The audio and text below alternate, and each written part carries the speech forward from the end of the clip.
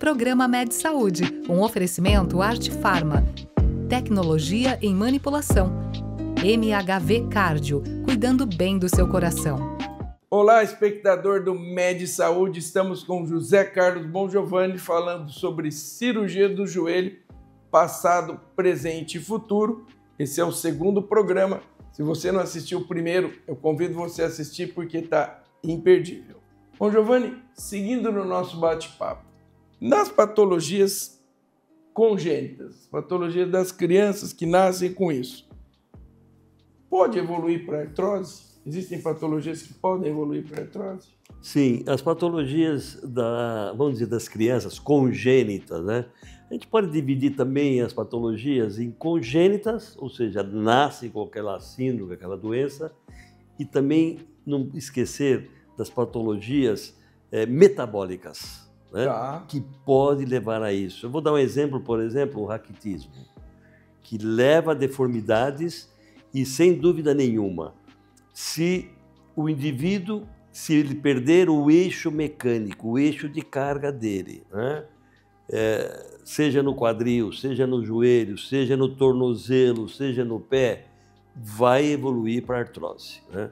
É questão de menos dias ou mais dias. Então, por isso que em criança a gente tenta a correção o mais precoce possível, né? Um outro exemplo, né? Depois não podemos mostrar até o exemplo em fotos e vídeos, né? Por exemplo, tem uma doença que é a moléstia de Blount, né? É um pouco rara, mas quando ela ocorre, né? Clinicamente você não consegue controlar, né? Porque essa deformidade vai ocorrendo progressivamente. Então, você tem que corrigir o mais precoce possível, né? Para que a criança que tem um problema no joelho, se não corrigir o joelho, vai trazer secundariamente problema nos quadris, vai trazer progressivamente problemas no pé. Quer dizer, uma coisa, tá certo, tá? Vai tentar compensar no pé e no quadril a deformidade que tem no joelho e leva problema nas três articulações. Então, isso aí, precocemente, nós fazemos essa correção, né? Um outro exemplo que é comum, o nanismo, né? O nanismo, nós temos mais de 400 tipos de nanismo. Nossa. O mais frequente, né, é o acondroplásico. Tá. É um anãozinho de circo, né? Tá? É o indivíduo que vai atingir, ele tem uma desproporção, né, corpórea. Ele tem o tórax, lógico que é menor, mas desproporcionalmente a cabeça é maior do que os membros. E o tórax, né, a cabeça e o tórax são maiores do que os membros. Então o indivíduo vai atingir o sexo feminino de 1,15 m a 1,20 m, final. Tá. O masculino de 1,20 m, desculpe, a 15 a 25, né? O hipoacondroplásico, que é uma penetração menor do nanismo, né? Ele pode chegar até 1,25 m, 1,30 m. Mas o nanismo, o indivíduo anão, é um indivíduo que é aleijado da sociedade. Ou ele mesmo próprio se confina fora. Por quê? Ele é um incapacitado, ele não consegue acender uma luz, ele não consegue pegar o elevador, ele não consegue subir uma escada, ele não consegue dirigir, ele não consegue ir no banheiro, né? Ele tem até dificuldade para fazer higiene. Então é um indivíduo que é limitado, né? E é uma pena, porque esses indivíduos são extremamente inteligentes. A maioria deles tem um QI sempre um pouquinho acima, né, do normal. E por sua deficiência física, né, ele fica alijado da sociedade. Então uma coisa que nós fazemos, e isso graças a Deus pelo professor Ilizarov, né, da União Soviética, com quem nós tivemos a oportunidade de estar várias vezes com ele, que introduziu o método de alongamento ósseo. Então, o indivíduo acondroplásico, a gente faz um programa de alongamento. Por quê? Não adianta eu alongar 5 centímetros. O indivíduo que vai ter 1,15 m e vai ter 1,20 m, não vai adiantar nada. Custo-benefício, nada. Por quê? Isso não vai trazer para ele nenhum benefício. Então, o indivíduo acondroplásico ou qualquer outro tipo de nanismo, nós temos que alongar no mínimo 20 centímetros os membros inferiores, entre pernas e fêmur, coxa. Bastante, né? Membro superior de 7 a 9 centímetros, para dar proporcionalidade. Quanto Senão tempo você demora não... isso? Então, é por etapas. Você primeiro alonga as pernas, Tá. depois alonga os braços, depois alonga os fêmurs. Então, nós temos que deixar o indivíduo, no mínimo, com 1,40 m, né? Tá. Ok? Mínimo 1,40 m, para que ele possa. É um baixinho que vai poder dirigir, né? A mulher, melhor ainda, porque já usa um salto aí de uns 15 centímetros, ponto, está quase normal. A média de alongamento, né, é 30 centímetros. Então, são etapas. Um ano a gente alonga as pernas, outro ano a gente alonga os braços, no outro ano alonga... É um pouco de sacrifício? É, mas no final o custo-benefício é espetacular, porque você reintroduz esse indivíduo na sociedade, né? Nós temos casos, né, que a gente conseguiu 42, 44 centímetros de alongamento no total, né, que é um resultado relativamente muito grande, né? Nós temos, graças a Deus, desde 89 que nós fazemos alongamento em acondroplásico, né? Temos quase 200 de acondroplásicos já tratados. Então, eu acho que é um tratamento porque não é estético, é uma doença que você tem que tratar, é uma limitação. Tá. É diferente do alongamento estético, que nós fazemos também. Quando bem indicado, é o baixinho. É o baixinho que quer crescer, né? Tá. Então, é possível também fazer, desde que se faça uma boa avaliação psicológica, né? Tá. Porque muitas vezes o indivíduo tem 1,70 m, está dentro da média e ele quer alongar, né? Então ele tem que ir para o psicólogo mesmo, né? Para poder ver no fundo, né? Porque é um indivíduo que está dentro da média e ele quer crescer, né? Esse é um espectro que tem de tudo, né? É. E como é que você faz o diagnóstico de uma artrose no idoso? Como é que você faz esse diagnóstico de forma precoce, de forma tardia? Como é que é feito esse diagnóstico? Eu digo que 80% a 90% dos casos, e você sabe disso, nós fazemos clinicamente. Clinicamente. O exame é complementar, entendeu? Para você confirmar aquilo que você diagnosticou clinicamente, né? Tá? Ou tirar uma dúvida, tá certo? Então, você que faz a cardiologia, você sabe o básico, né? Que é a pressão arterial, a ausculta cardíaca, né? Se o indivíduo tem uma arritmia, se ele tem um sopro cardíaco e assim por diante, né? Que hoje, infelizmente, em geral, né, os médicos que não fazem especialidade não sabem fazer isso, né? Não sabe ver que um eletrocardiograma, quando ele tem uma alteração, uma arritmia, ou um supra, ou um infradesnivelamento, né? Que na nossa época a gente tinha essa possibilidade de fazer esse treinamento. Então, hoje, Marco, se vai muito pelo exame, né? Então, o paciente já chega e já fala, doutor, eu quero uma ressonância. Ele já indica, né? Ele já indica, né? E às vezes o colega também, para ser rápido, está aqui a ressonância e pronto. Eu digo o seguinte, que para eu, não vou fazer isso, né? Mas para eu matar um passarinho, eu preciso só de um estilingue. Eu não preciso do canhão. Claro. Tá certo, tá? Então, muitas vezes, então, o diagnóstico é clínico. Muitas vezes, só um raio-x é suficiente. Às vezes, hoje você tem a tomografia ou a ressonância, que vai te ajudar a te dar mais detalhes. Então, na artrose, como você disse, né, tá? O diagnóstico é histórico, né? Exame clínico, principalmente quando tem deformidades ou que se tem limitações importantes do movimento, né? E imagem, né? Muitas vezes o raio-x é suficiente, né, para a gente realmente definir uma artrose, etc. Hoje, nós temos em mão, eu digo hoje, mas isso já tem 10, 15 anos e cada vez está melhor a ressonância. A ressonância vai nos dar fineza, principalmente nas partes moles. A gente sabe que para osso é bom raio-x e tomografia.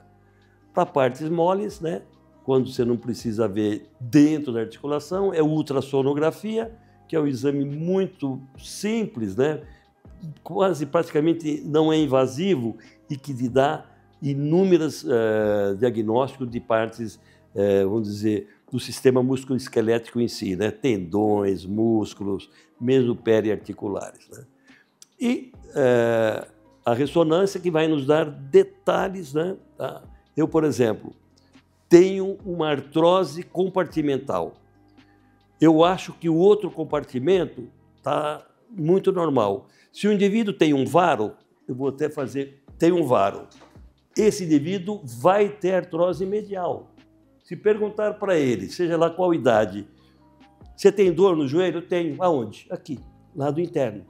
Então, o que acontece? Durante os anos, foi havendo aquela degeneração interna. E o que aconteceu do outro lado?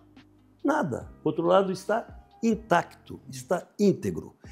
Então, ao invés de eu fazer uma cirurgia de prótese, que é boa a cirurgia, é ótima, mas é uma cirurgia grande, complexa, eu faço só uma correção, em que eu tiro, eu realinho aquele membro, só que tem que ser perfeito esse realinhamento, para que você tenha abertura medial, não tem mais o contato onde está gasto o joelho. E todo o teu peso vai cair onde teu joelho é normal. A gente diz reconstrução biológica do joelho, né? Tá. E não mecânica. Mecânica porque você coloca uma prótese, né? Estamos aqui com José Carlos Bongiovanni falando sobre cirurgia do joelho. É um minutinho, nós já voltamos.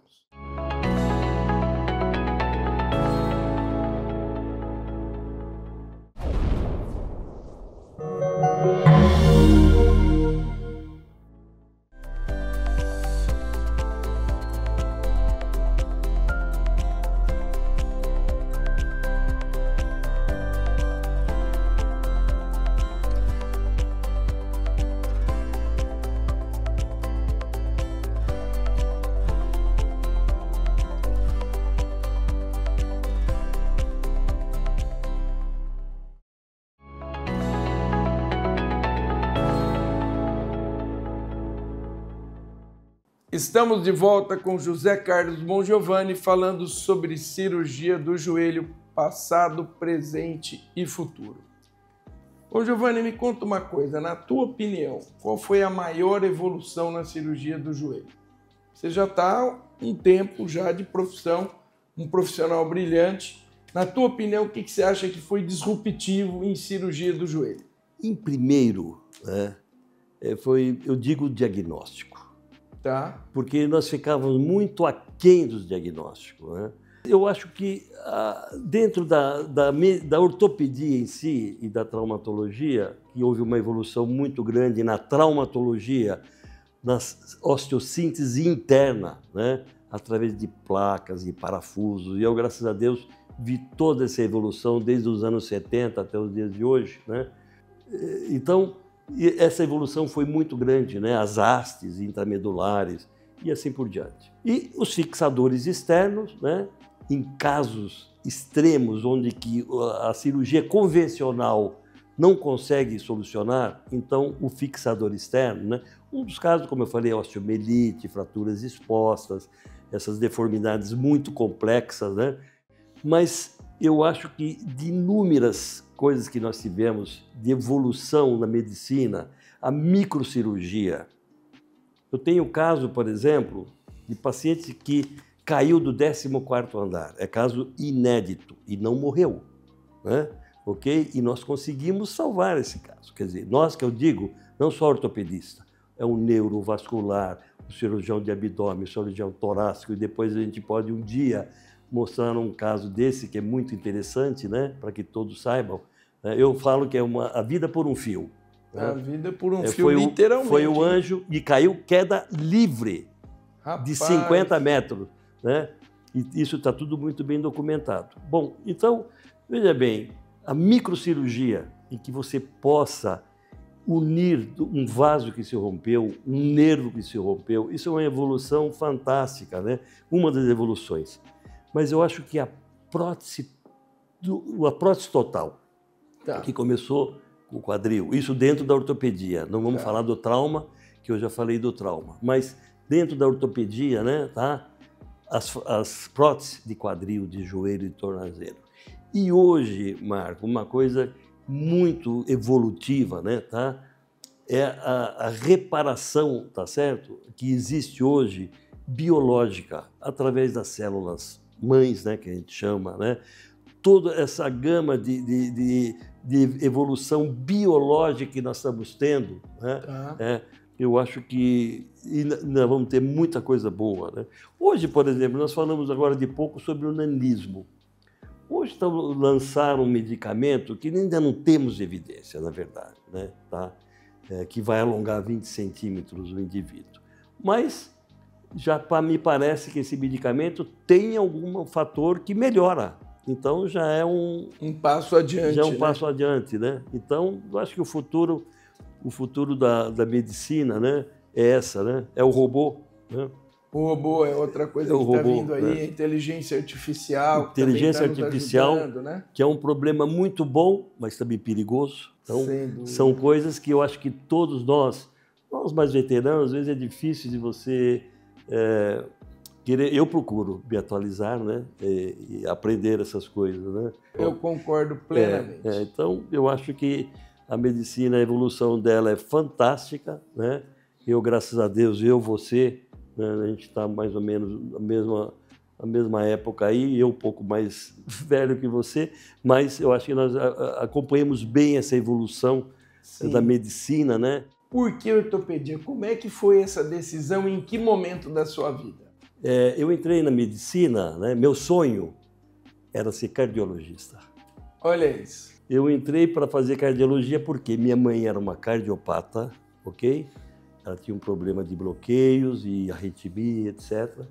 E eu falei, vou tratar da minha mãe. Porque, na verdade, antes, eu queria ser outras coisas. Sim. Eu fui o primeiro médico da família. Meu pai queria que eu fosse médico. Você vai ser médico. E eu incorporei aquilo. Falei, realmente, eu também gostava da medicina, né? Mas a minha paixão era pela cardiologia. E eu sou da segunda turma, formandos de Jundiaí. Sou da segunda turma. Segunda turma da Faculdade de Medicina de Jundiaí. Graças a Deus, estamos fazendo agora 50 anos de formados e vamos fazer uma grande festa aí com todos, né? E durante a minha formação acadêmica como estudante, eu me apaixonei pela ortopedia porque eu tive um mentor, tá? Aqui em Jundiaí, que chama-se Dr. Jacinto de Toledo. Famoso Dr. Toledo, que era uma pessoa excepcional.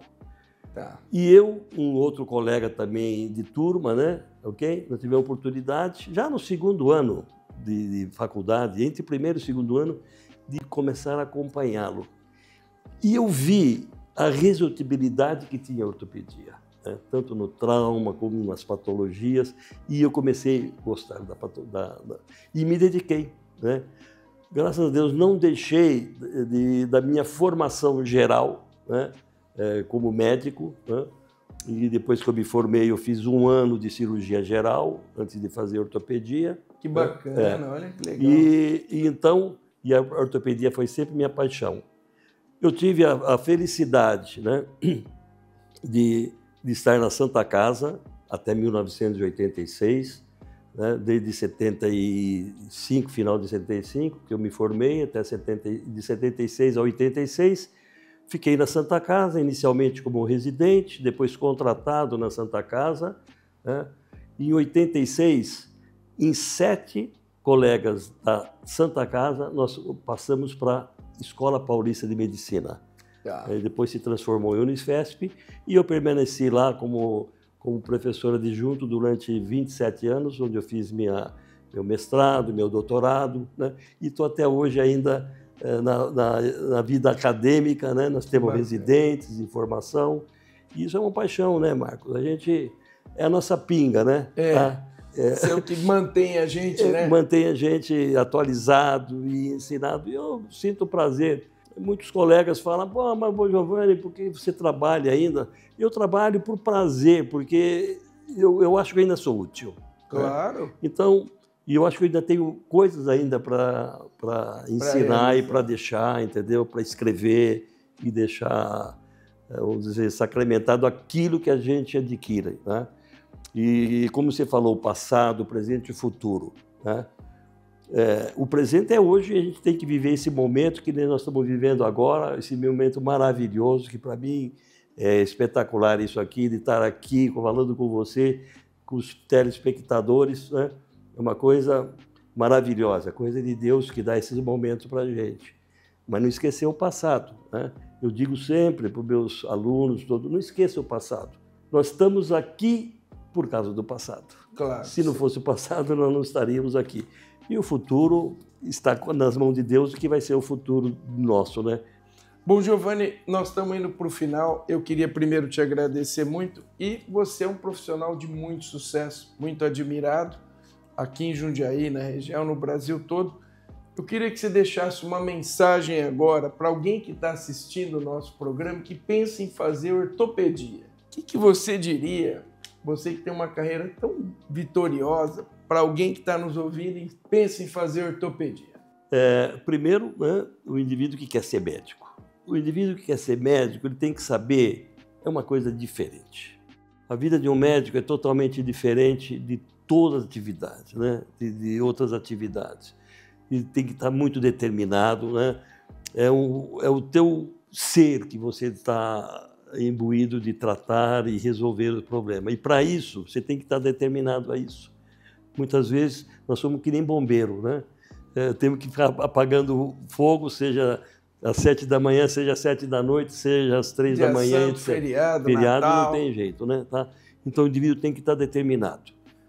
Ter uma formação geral boa. Tá? Isso é fundamental. E eu espero que, porque hoje nós temos muitas faculdades, né, novas, espero que essas faculdades novas deem aos alunos essa base. Porque antes de você fazer qualquer especialidade, você tem que saber a medicina geral. Claro. Você tem que saber como é que funciona um coração, como é que funciona um fígado, como é que funciona o sistema renal e assim por diante, né? O sistema gastroentérico e assim por diante. Você tem que ter essa base, né, para você, inclusive, se orientar e orientar o seu paciente, né? Agora, a especialização também, e hoje tem uma tendência do jovem a querer se formar e já trabalhar para ganhar dinheiro. O dinheiro é consequência. O dinheiro ele vem naturalmente, né, do seu trabalho. A orientação que eu dou, né, é que se determine e caia de corpo e alma, né, e aprender. E nós estamos aprendendo todo dia, toda hora, né? Toda hora. Eu, com meus 50 anos de formado, não tenha dúvida, eu sou muito convidado a sair fora do país para dar palestras todas, né, tá? E eu vejo que toda hora nós estamos aprendendo, né? Okay? Então, o que eu digo é isso, né? Se determina, né? Tenha na sua consciência o ser humano, o paciente. O paciente precisa muito de conversar. Muitas vezes o paciente melhora, tá, só na conversa e no exame que você faz no paciente, né? Então, é muito fácil, você pede o exame, manda fazer exame, né, tá? Infelizmente, hoje é o dia corrido, os convênios que também, vamos dizer, massacram, né, os nossos profissionais a atender muitos pacientes, etc. Mas, de qualquer maneira, eu acho que a medicina em si, né, é você, é o médico, é o centro de tudo, né? O resto, né, o restante, tá, são os auxiliares, vamos dizer, o auxílio que a gente tem, né? Mas está aqui, seja na cirurgia, na medicina artificial, né, na inteligência artificial, seja qual for, o centro é o homem, é o médico, né? Então, eu acho que o médico, quanto mais ele estiver preparado, né, ele vai ser mais útil dentro daquilo que ele se determinou. Estivemos com José Carlos Bongiovanni, essa simpatia de pessoa, excelente profissional, ortopedista renomadíssimo, falando sobre cirurgia do joelho, passado, presente e futuro. Nós esperamos você no canal 25 ou 525 NET. O Med Saúde é o seu encontro semanal com a saúde e nós esperamos você. Programa Med Saúde, um oferecimento Arte Farma, tecnologia em manipulação, MHV Cardio, cuidando bem do seu coração.